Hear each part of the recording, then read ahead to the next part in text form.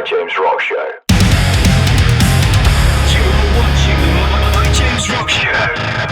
Right, it's Dan from the My James Rock Show, and well, these guys kind of need no introduction these days. You know what I mean? I guess so. I don't know. Well, this is Eric, and I'm Dylan, and they are from I Prevail.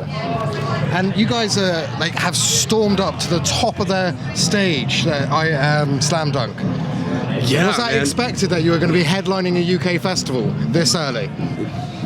No, man. On any of the stuff that's been happening, it's been like, whoa, really? Oh shit, let's do it. You know, anytime we get an offer and find out like what the offer is and where we're at, it's always like sick. Everything's been climbing for the last 8-10 years. It's been wild. Amazing. And you guys had a little bit of an issue, shall we say, because Brian is not here. Mm-hmm. Otherwise I would probably be hugging him as well as you. But I love the fact that you guys cancelled nothing. You've just come out here and represented well for him. How are you finding it not having his energy around on stage? Honestly, it's been a different type of challenge, really rewarding, and I've said this a couple of times in some interviews already, but it's really cool to see Eric step out and be a sole frontman. He's taking on some clean vocals, which is cool to see him do that, but just to have him run the whole show has been cool to experience like how he would perceive a show to go rather than Brian and Eric both, talking in between songs and things like that. It's been a challenge for myself to do some of the singing, but at the same time, I just feel like we've leveled up, and I'm just so proud of everybody that's in the band. Obviously, we miss Brian, and we're ready for him to come back too, but to know that we still pulled it off, it's very, very surreal and satisfying. I mean, are there any concerns he's going to come back and sort of punch you in the throat so that he gets the solo frontman slot? Any concerns there whatsoever? I know enough jiu-jitsu. I think I take him. Yeah? Yeah, just enough. Well, if he's watching at home, you've heard it here. So what do you guys have planned next? Is there anything that you can talk about that's announced? We have a co-headliner with Hailstorm in the States coming up. Amazing. We come home for a couple weeks after that, and then we go out with Parkway Drive. We're direct support for them for their 20-year anniversary in Australia. That's going to be amazing. Is so sick, because we're all been fans forever. And, I was going to say, they've been around long enough to be the ones that inspired you. Absolutely. Growing up listening to Deep Blue and God, they're just super influential band, and super stoked to go out there, and the lineup's awesome. Ghost Inside and Void of Vision. Ghost Inside are homies. Void of Vision did our first Australian tour years ago, so it's just gonna be all great hangs, all great vibes, and massive shows.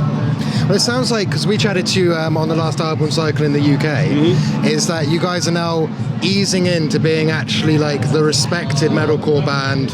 You're playing above Asking Alexandria today. That must be a bit wild for you guys, given where Asking were when you first started. Yeah, it's crazy. It's really crazy to think 10 years ago we were just going out on our first tours and putting out our first couple songs, and I think that's just got something to say about the dedication and grind that each one of us have put in. When one person starts, not slacking, but is just getting exhausted, everyone else picks up around, and it's got to say something to our fans who've been by our side and pushing for us. And we put out Trauma.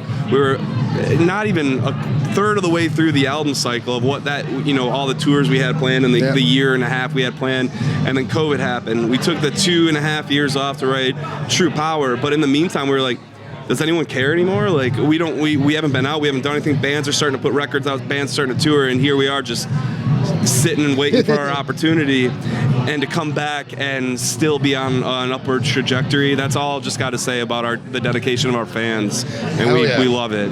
You've got the most loyal ones at the moment, and I think that's probably going to stay, given how long it's lasted for you guys up until this point. I hope so. Knock on some wood around here, man. But yeah.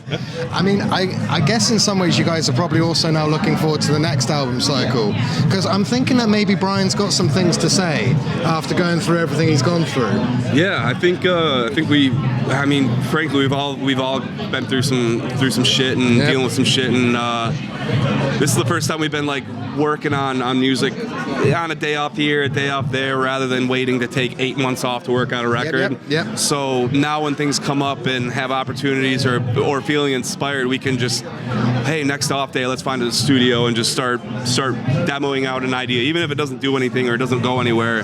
Now we're flexing that creative muscle and just staying fresh on the writing and on the forefront of what we think is cool and stylist, you know, and stylistically cool, you know. Do you have anybody that you're sort of has either asked to guest or that you have eyes on to guest that you would like to work with on the next record? I have Winston. That would be awesome. That would be like a dream come true for me, I know. But there's a few artists that we may have thrown some feelers out there already.